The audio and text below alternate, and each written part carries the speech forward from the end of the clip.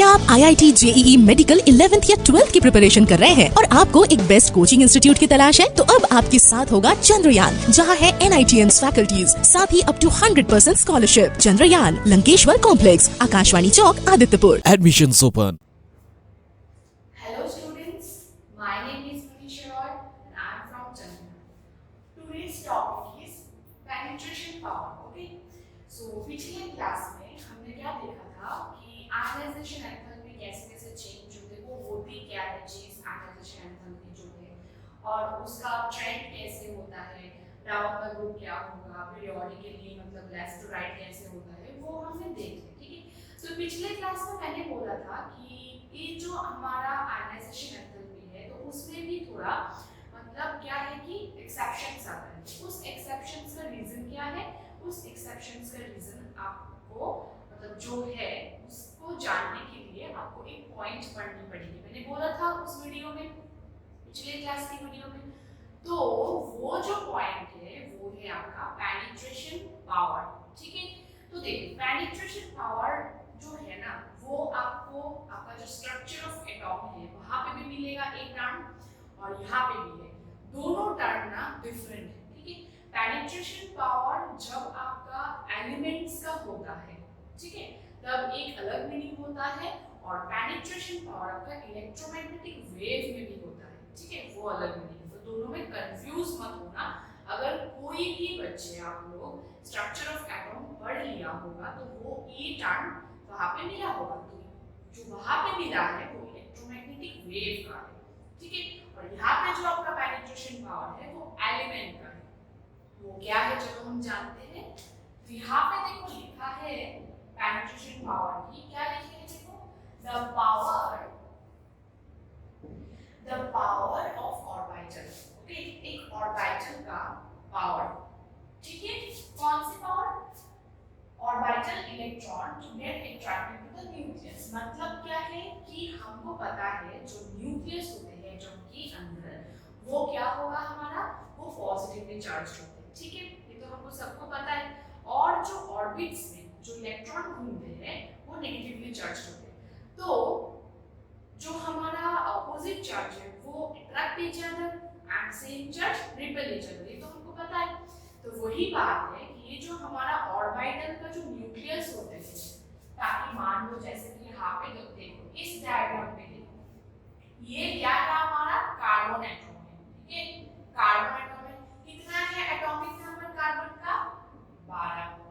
ठीक है, तो यहाँ पे क्या है 6 प्रोटॉन 6 न्यूट्रॉन। ओके, आपका न्यूक्लियस में ये क्या है, आपका न्यूक्लियस में क्या है, पॉजिटिवली चार्ज। ठीक है, ये देखो आपका इलेक्ट्रॉन, डिफरेंट डिफरेंट ऑर्बिट्स पे इलेक्ट्रॉन। ठीक है, यहाँ पे ओनली K एंड L है। कौन सा ऑर्बिट है, K एंड L दिखाई दे रही है ना। तो देखो यहाँ पे ये है इलेक्ट्रॉन, जो पॉजिटिव है वो है प्रोटॉन, और हमको पता है न्यूट्रॉन क्या होता है हमारा, न्यूट्रल चार्ज होता है। ठीक है, कोई चार्ज यहाँ पे नहीं होता है, न्यूट्रल मतलब कोई चार्ज नहीं होता है। ये जो इलेक्ट्रॉन हमारा ऑर्बिट्स में होता है, हमारा क्या है ऑर्बिट्स में। ठीक है, या फिर आप बोल सकते हो ऑर्बिटल। इस पे जो भी हमारा इलेक्ट्रॉन होता है इसका न्यूक्लियस से एक खिंचाव है। खिंचाव को क्या बोलते हैं हमारा, अट्रैक्शन। ठीक है ना, अट्रैक्शन है, उसी अट्रैक्शन को बोला जाएगा आपका पेनिट्रेशन पावर। ठीक है, अब देखो ऑर्बिटल कौन से होते हैं बेटा, एक होता है आपका S P D F। हमने देखा ना S P D F, उनका क्या देखा था, एक देखा था हमने शील्डिंग इफेक्ट वाली जो उनका ट्रेंड होता है वो, और यहाँ पे कौन सी ट्रेंड है, यहाँ पे पेनिट्रेशन पावर का ट्रेंड है। कैसा है, सेम एज शील्डिंग इफेक्ट, मतलब ऐसे। ठीक है, ये हमेशा याद रखना, सेम है, मतलब S का पेनिट्रेशन पावर ज्यादा होगा सबसे, then P then D then F। Okay, मतलब क्या है, S जहां पे भी ऑर्बिटल होगा उनका खिंचाव मतलब न्यूक्लियस टू इलेक्ट्रॉन का जो अट्रैक्शन है वो सबसे ज्यादा होगा, then P then D then F। सबसे कम किसका होता है, F का। ठीक है, समझ आई बात। यहाँ पे क्या था, इनको मतलब ये न्यूक्लियस से ये जो आपका इलेक्ट्रॉन है इनका जो अट्रैक्शन होता है उसको कहा जाता है पेनिट्रेशन पावर। अब देखो कोई भी चीज अगर मतलब देखो कि अट्रैक्ट होते हैं तो क्या हो जाता है, इंक्लाइन हो जाता है। जैसे कि मान लो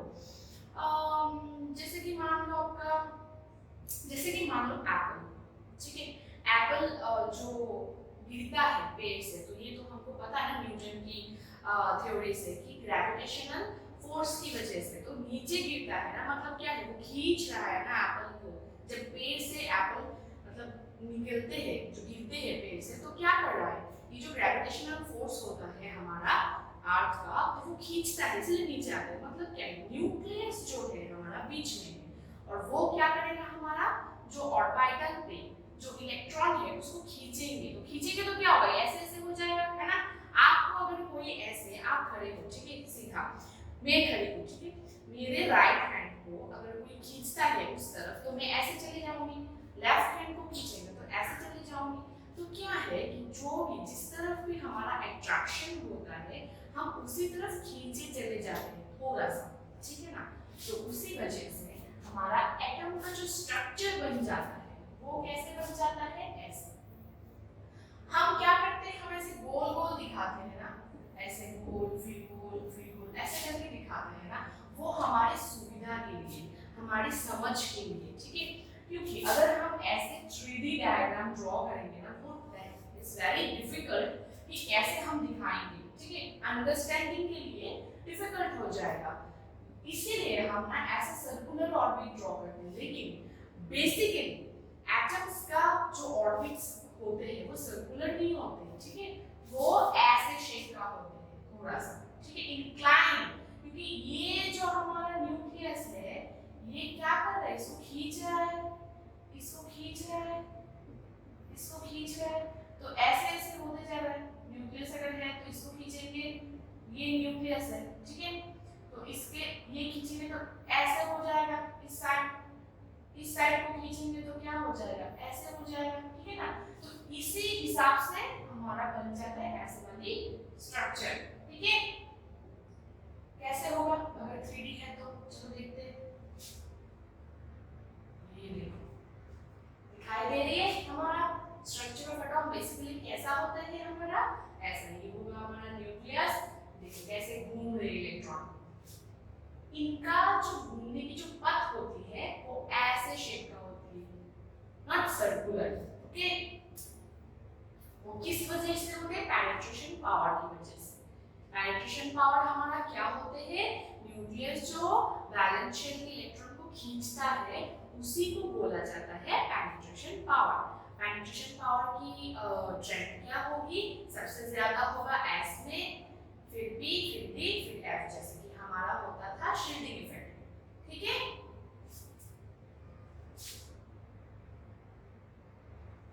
चलो उसी पेनिट्रेशन पावर के ऊपर बेस करके क्या होगा, उसी पेनिट्रेशन पावर के ऊपर बेस करके हमारा होगा आयनाइजेशन एंथैल्पी की एक्सेप्शन, ठीक है। चलो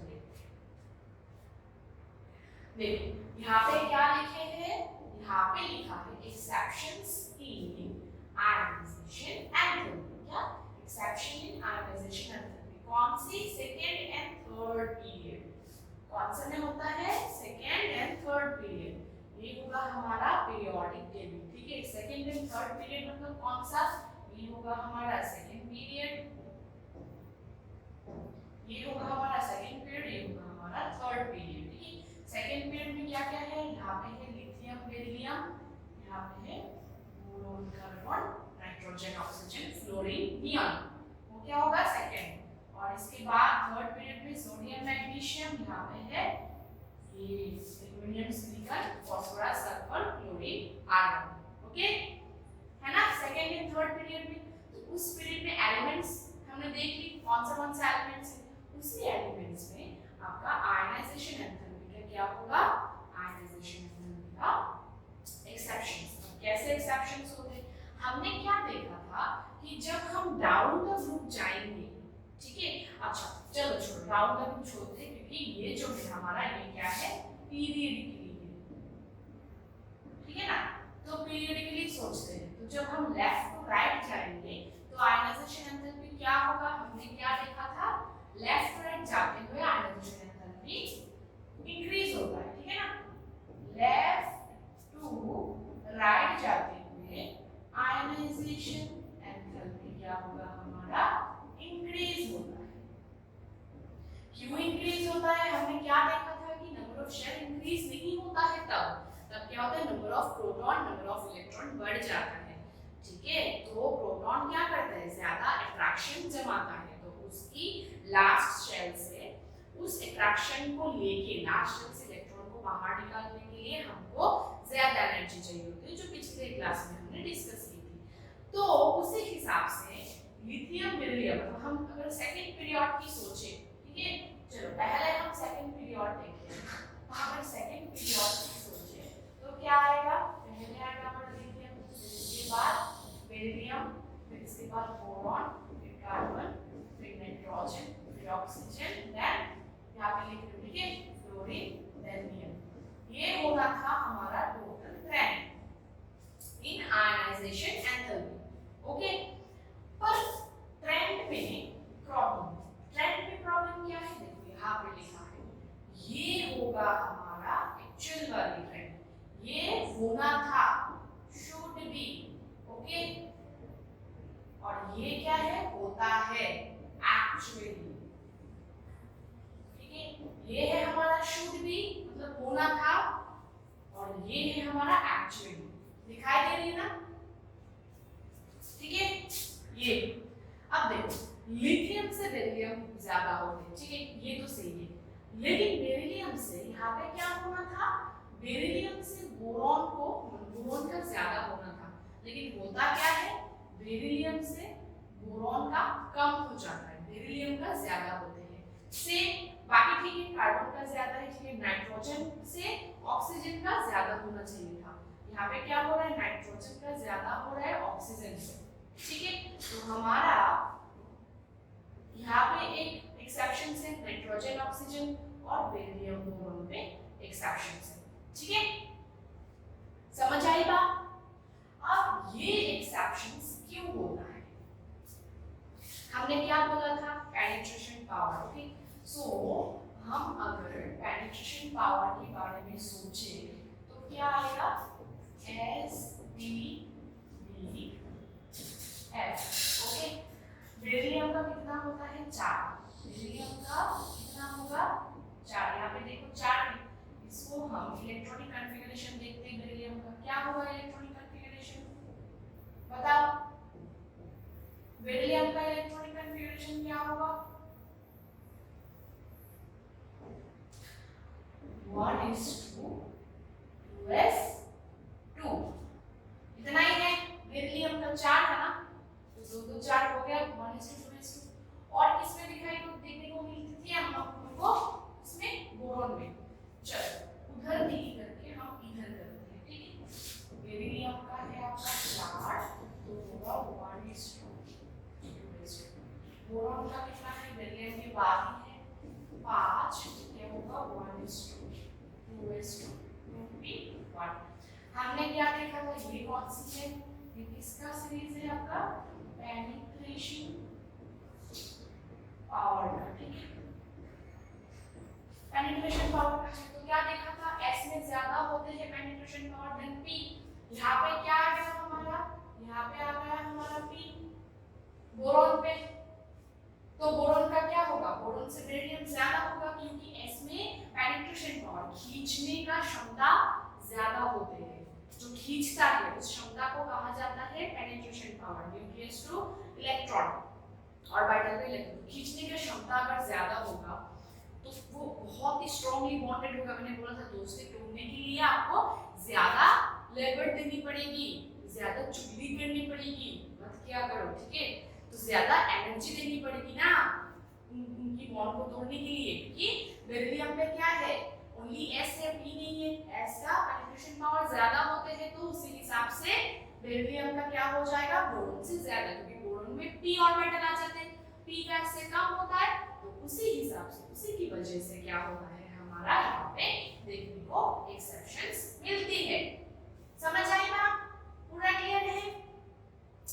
सेम होगा आपका नाइट्रोजन एंड ऑक्सीजन का, ठीक है? चलो नाइट्रोजन और ऑक्सीजन में हम देखते हैं नेक्स्ट स्लाइड में। देखो यहाँ पे क्या है, नाइट्रोजन एंड ऑक्सीजन का आपको दिया है, मेरे लिए मैं बोरोन का मैंने करके दिया, नाइट्रोजन एंड ऑक्सीजन का आपका यहाँ पे दिया है, ठीक है? नाइट्रोजन और ऑक्सीजन देखो, ये है हमारा ऑक्सीजन, कितना होते हैं ऑक्सीजन में टोटल, ऑक्सीजन में कितना होते हैं 8, है ना? ये आपका क्या है कि L और ये 1:8 को अगर इलेक्ट्रॉनिक कॉन्फ़िगरेशन में देखोगे क्या आएगा 1:2:2p4 आएगा, ठीक है? 2p4 आता है।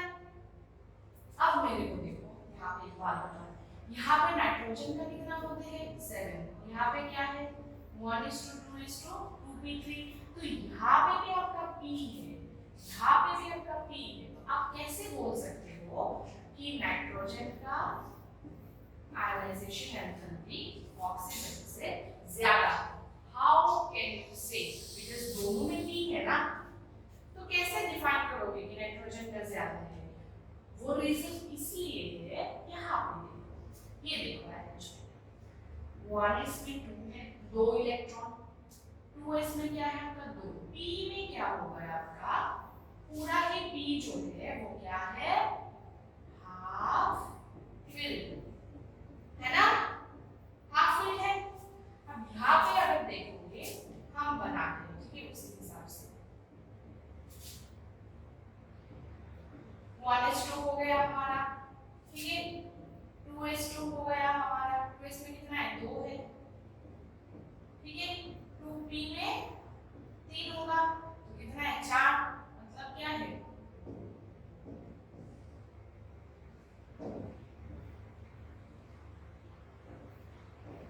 4 है ना, मतलब यहाँ पे 1 2 3 4, ठीक है? समझ आई बात? ये 2s हो गया, ये हमारा 2p हो गया, और यहाँ पे क्या है फुल्ली हाफ फिल है।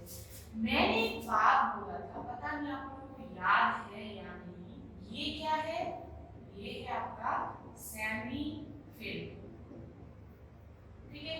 और ये क्या है आपका हाफ फिल। अब मैंने तो ये बात बताओ, मैंने एक बात बोला था कि जो फुल्ली फिल्ड शेल होता है, फुल्ली फिल्ड मतलब p में अगर 6 हो जाता तो पूरा पूरा जो रूम है, इनका जो रूम 3 रूम है, 3 बॉक्स है, वो पूरा फिल हो जाता, है ना? तो जो फुल्ली फिल्ड होता है वो स्ट्रॉन्ग होता है, वो हमको पता है, ठीक है?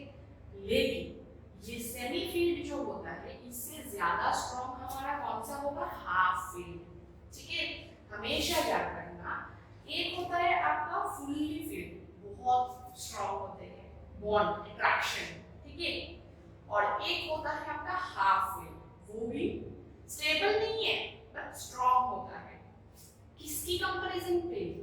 सेमी फिल्ड की कंपैरिजन पे। इसीलिए नाइट्रोजन में स्ट्रॉन्ग है, नाइट्रोजन स्ट्रॉन्गली बॉन्डेड है, ठीक है? तो इसीलिए नाइट्रोजन की बाहर से एक इलेक्ट्रॉन को निकालने के लिए हमको ज्यादा एनर्जी देनी पड़ती है कंपेयर टू ऑक्सीजन। बात समझ आई?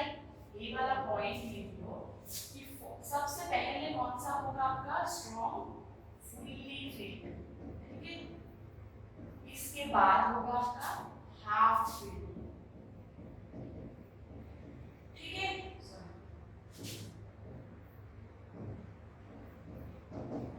ठीक है, और इसके बाद होगा आपका सेमी फिल्ड। अगर p का मान लो सोचो तो p फुल्ली फिल्ड मतलब p6 होगा, हाफ फिल्ड मतलब p3, और सेमी फिल्ड मतलब क्या होगा 4 5, फिर कुछ भी हो सकता है 3 तो वो हो गया, हाँ 4 और 5 मतलब मान लो आपका होगा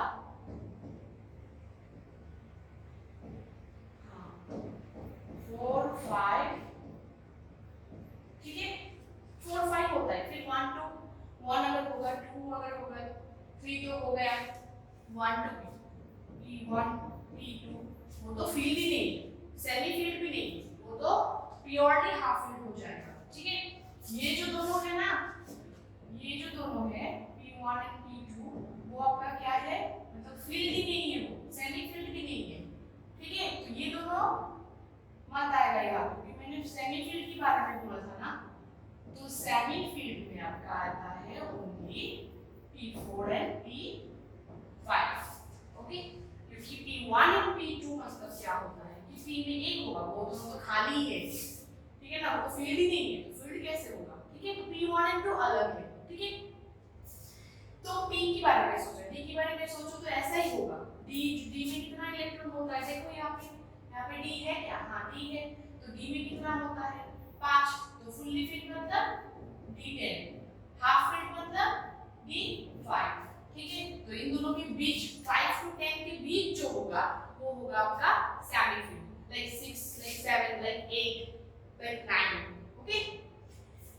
तो हमने क्या देखा कि नाइट्रोजन का जो आयनाइजेशन एंथैल्पी है वो क्यों ज्यादा होते हैं, क्योंकि नाइट्रोजन का जो पीस ऑर्बिट्स होते हैं वो हाफ फील्ड होता है कंपेयर टू ऑक्सीजन। ऑक्सीजन में क्या होता है, वो सेमी फील्ड होता है। तो हाफ फील्ड जो है वो ज्यादा स्ट्रॉन्ग होता है compare to semi filled, okay. Half filled is stronger than semi filled only, ठीक है। लेकिन फुल फील्ड से स्ट्रॉन्ग नहीं है, फुल फील्ड बहुत स्ट्रॉन्ग है, ठीक है। ये वाला जो सीरीज है ये हमेशा याद रखना। तो this is the reason why nitrogen's ionization enthalpy is greater than that of oxygen, okay. समझ आई बात? चलो हम नेक्स्ट कौन सा देखेंगे, ये वाला आप लोगों के लिए रहेगा होमवर्क। कमेंट सेक्शन पे हमको ये बताना करके ये कौन सा एलिमेंट है, ये कौन सा है, ये है आपका थर्ड पीरियड का, बोला था ना। एक होगा आपका सेकंड पीरियड में होता है और एक होता है आपका थर्ड पीरियड में। ये थर्ड पीरियड एलिमेंट से जो आयनाइजेशन एंथैल्पी का एक्सेप्शंस दिखाता है। तो क्या होगा, सोडियम मैग्नीशियम क्या होना था, सोडियम, इसके बाद मैग्नीशियम, इसके बाद एल्युमिनियम, इसके बाद silicon, then phosphorus, then sulfur, then chlorine, then argon। ये था, ये जो है ये क्या था, ये शुड बी, ठीक है। पर ये क्या होता है हमारा एक्चुअली, तो रीजंस क्या है वो होगा आपका होमवर्क, ठीक है। ये बताओगे कि आपका यहाँ पे हो रहा है, यहाँ पे मैग्नीशियम एंड एल्युमिनियम के बीच होगा एक एक्सेप्शंस, एंड कहाँ पे होगा फास्फोरस एंड सल्फर। यहाँ पे देखो magnesium aluminium phosphorus and sulphur, इसके बीच में होता है आपका क्या एक्सेप्शंस। ये हमको कमेंट सेक्शन में बताना कि क्यों ऐसा होता है, ठीक है।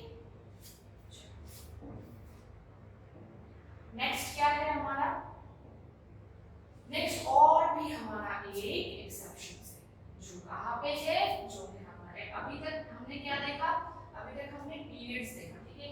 पीरियड में कहाँ होता है, अभी हम देखेंगे ग्रुप में। ग्रुप 13 एलिमेंट्स पे होता है। ग्रुप 13 एलिमेंट्स कौन सा है, ये वाला, ठीक है। ये जो हमारा एलिमेंट्स है ये होगा ग्रुप 13। ग्रुप 13 देखिए क्या क्या है, boron, aluminium, gallium, indium, thallium. ये NH भी है, नाइट्रोजन जो भी है ये नहीं चाहिए, ठीक है। इतना तक देखो, boron, aluminium, gallium, indium, thallium, ठीक है।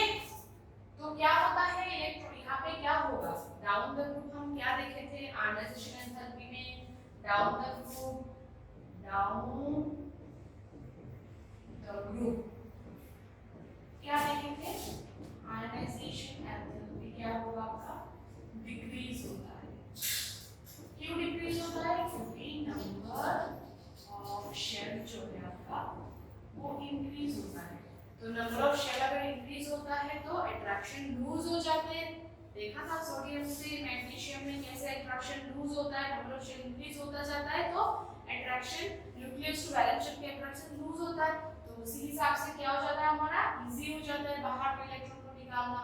तो इसीलिए आयनाइजेशन एंथैल्पी जो है वो डिक्रीज हो जाता है डाउन द ग्रुप। तो इसका कैसे होना था, शुड बी क्या होगा, should be round the group क्या होता है, डिक्रीज, मतलब क्या होगा, बोरॉन सबसे ज्यादा है, फिर एल्युमिनियम होना था, फिर गैलियम होना था, फिर इंडियम होना था, फिर थैलियम होना था। ऐसा होना था ना, राउंड द ग्रुप डिक्रीज होता है तो मतलब ऐसा होना था, राइट, है ना, बोरॉन फिर एल्युमिनियम फिर गैलियम फिर इंडियम फिर थैलियम, राइट, ऐसा होना था हमारा। लेकिन ऐसा नहीं होता है, ये क्या होना था, ये शुड बी, पर होता क्या है हम देखेंगे। पहले हम ये समझते हैं सबका इलेक्ट्रॉनिक कॉन्फ़िगरेशन पहले देखते हैं, क्योंकि अब एक्सेप्शंस को क्यों होता है वो जानने के लिए हमको क्या चाहिए, इलेक्ट्रॉनिक कॉन्फ़िगरेशन को समझना चाहिए। तो हम वो पहले समझते हैं हर एक एलिमेंट का, फिर हम देखेंगे कि एक्चुअली में ट्रेंड क्या होता है, ठीक है।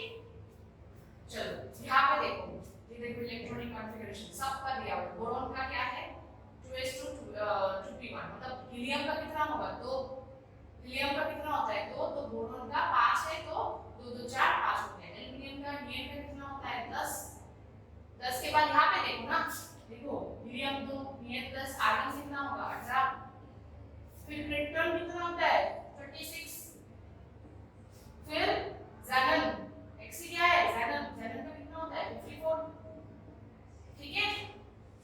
अब देखो क्या होता है कि बोरॉन का इलेक्ट्रॉनिक कॉन्फ़िगरेशन, सबका इलेक्ट्रॉनिक कॉन्फ़िगरेशन पेपर में लिखो, कॉपी में लिखो, नेक्स्ट स्लाइड पे काम आएगा। 2s2p1 होता है, यहाँ पे एल्युमिनियम का 3s2p1, फिर गैलियम का क्या होता है 3d10 4s2 फिर इंडियम का 4d10 5s2 फिर थैलियम का ऐसे, ठीक है। हमेशा याद रखना एक बात, पेनिट्रेशन पावर, यहाँ पे पेनिट्रेशन पावर आएगा। सीरीज क्या था sp-df, देख लिया सबका इलेक्ट्रॉनिक कॉन्फ़िगरेशन। F कहाँ पे है हमारा, अच्छे से देखो F कहाँ पे है, F यहाँ पे है, ठीक है। D कौन से में है, D दोनों में है, मतलब गैलियम और इंडियम में D है। F कहाँ पे है, F थैलियम पे है। ये भी याद रखना, ये वाला जो चीज है इनका Z इफेक्टिव न्यूक्लियर चार्ज, ठीक है, ये भी इंपॉर्टेंट है, पेपर में पूरा लिख के रखो। ये क्या है हमारा Z इफेक्टिव, मतलब इफेक्टिव न्यूक्लियर चार्ज, ये D शेल है, ये F है। क्यों ये बता रही हूँ, क्योंकि D में F में क्या होता है, पेनिट्रेशन पावर कम होते हैं, तो हम देखेंगे अभी एक्चुअल वाला ट्रेंड क्या होता है, ठीक है। इतना तक कर लिया, चलो शुड बी लिखिए, शुड बी क्या कैसा हुआ था ऐसे। अब देखो होता कैसे, होता है हमारा ऐसे, देखो कारण बता सकते हो, कारण बता सकते हो, होता क्या है, होता है ऐसे। ये देखो बोरॉन के बाद क्या था, बोरॉन का सबसे ज्यादा होना था, फिर एल्युमिनियम का होना था ना, हमने शुड बी लिखे थे ना कॉपी पे, तो बोरॉन का सबसे ज्यादा होना था, डाउन द डिग्री होता, फिर एल्युमिनियम था, लेकिन आया कौन, आ गया हमारा थैलियम, ठीक है। फिर आना था आपका गैलियम, फिर से ये, फिर क्या है सही है, ठीक है। बोरॉन के बाद बस यहाँ पे होता है कि बोरॉन के बाद आ गया हमारा एल्युमिनियम, जो कि आना था हमारा बोरॉन के बाद कौन है, बोरॉन के बाद हमारा एल्युमिनियम है, ठीक है। तो बोरॉन के बाद आना था एल्युमिनियम को, फिर आना था गैलियम को, फिर आना था इंडियम, फिर आना था हमारा थैलियम को। क्या होगा, ये जो हमारा थैलियम है ये आ गया यहाँ पे, क्यों होता है, मैंने इसीलिए बोला था कि अच्छे से देखो, यहाँ पे देखो क्या होता है, थैलियम में F होता है, हमारा पेनिट्रेशन पावर का हर एक स्लाइड में मैं लिख के दे रही हूँ, ताकि आप भी कॉपी में हर एक स्लाइड पे लिखो, ठीक है। sp-df होता है, ठीक है, मतलब क्या है, F का सबसे पेनिट्रेशन पावर कम होती है, मतलब अट्रैक्शन जो है न्यूक्लियस टू वैलेंस शेल या फिर जो भी, मतलब ऑर्बिट्स में जो भी इलेक्ट्रॉन है उनका जो अट्रैक्शंस होता है वो कम होता है, खींचने का क्षमता कम होता है, पेनिट्रेशन पावर थैलियम का सबसे कम होता है। तो पेनिट्रेशन पावर अगर कम होता है, सबसे कम होता है, तो अट्रैक्शन कम मतलब इजीली निकल जाएगा वो, है ना, इजीली निकल जाएगा। P का S का सबसे ज्यादा होता है, ज्यादा होते हैं, तो बोरोन में P से S में सबसे ज्यादा, then P, then D, then F। तो P में अगर हम बोरोन की कंपैरिजन करें, ठीक है, बोरोन का अगर देखें तो बोरोन में क्या है, P है, और आपका थैलियम में क्या आ गया, F आ गया, है ना, F आ गया ना। तो बोरोन के बाद कौन आ जाएगा, P सबसे है, ठीक है, ऊपर में P सबसे है, क्योंकि S जो भी हम 13 एलिमेंट है, पहला जो एलिमेंट है वो बोरोन है, वहां पे P है, तो P का सबसे ज्यादा, फिर आएगा आपका F का। क्यों? क्योंकि F में सबसे कम होता है, इजीली निकल जाएगा, ठीक है। तो वो क्या आ गया हमारा, थैलियम। समझ आई बात, थैलियम में क्यों था, F अट्रैक्शन सबसे कम होता है, मतलब न्यूक्लियस को, मतलब आयनाइजेशन एंथैल्पी कम होगा, अट्रैक्शन कम है, इजीली निकल जाएगा। तो आयनाइजेशन एंथैल्पी का ट्रेंड क्या होगा, यहाँ पे थैलियम आएगा, क्योंकि कम लगेगा। फिर क्या आएगा हमारा, अच्छा और एक बात देखो, यहाँ पे क्या होता है, ये जो हमारा गैलियम है और ये जो हमारा इंडियम है, ये दोनों में तो डी है ना, दोनों में ही डी है। अब कैसे करोगे, दोनों में डी फुलफिल भी है, मैंने हाफ फुलफिल बोला था, फुलफिल भी है। अब कैसे करोगे, कौन सा में ज्यादा होगा, ज्यादा होगा आयनाइजेशन एंथैल्पी, गैलियम और इंडियम, ठीक है। अच्छा एक बात देखो, थैलियम के बाद क्या आया आपका, गैलियम आया, गैलियम के बाद थैलियम के बाद आपका गैलियम आया।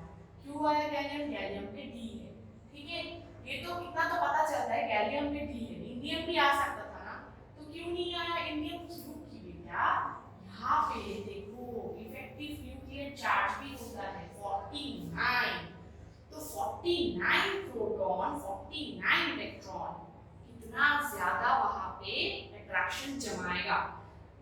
ऑब्वियसली यहाँ पे डी है, हमको पता है ना 3D से, ये जो 3D है, 3D ऑर्बिट्स, इससे 4D का एनर्जी कम होता है या ज्यादा होते हैं। हम जो आउट रूल किए थे, 1s के बाद 2s, then 1s 2s then 2p, ऐसा ऐसे करके ऐसे ऐसे था ना, ठीक है। तो पहले 3D में आता है, इसके बाद 4D में आता है, ऐसा था ना। तो मतलब क्या है 4D का मतलब, यहाँ पे 4D कहाँ पे है, इंडियम पे है, ठीक है। तो 4D का आयनाइजेशन मतलब आयनाइजेशन एंथैल्पी, इंडियम का आयनाइजेशन एंथैल्पी इसीलिए सबसे कम होता है क्योंकि यहाँ पे एक तो उनका इफेक्टिव न्यूक्लियर चार्ज बहुत ज्यादा है कंपैरेटिव टू गैलियम, ठीक है, और गैलियम पे 3D है और इंडियम पे 4D है। 4D के एनर्जी ज्यादा होते हैं then that of the 3D, ठीक है। 3 4 पता ही है, तो एनर्जी ज्यादा होगा तो ऑब्वियसली इनका जो आपका आयनाइजेशन मतलब एंथैल्पी होगा वहां पे ज्यादा और ज्यादा एनर्जी लगेगी उसको निकालने के लिए, ठीक है। तो देखो, तो इसीलिए गैलियम आ गया पहले, ठीक है, गैलियम आ गया पहले, इंडियम चला गया बाद में, बीच में आया आपका एल्युमिनियम।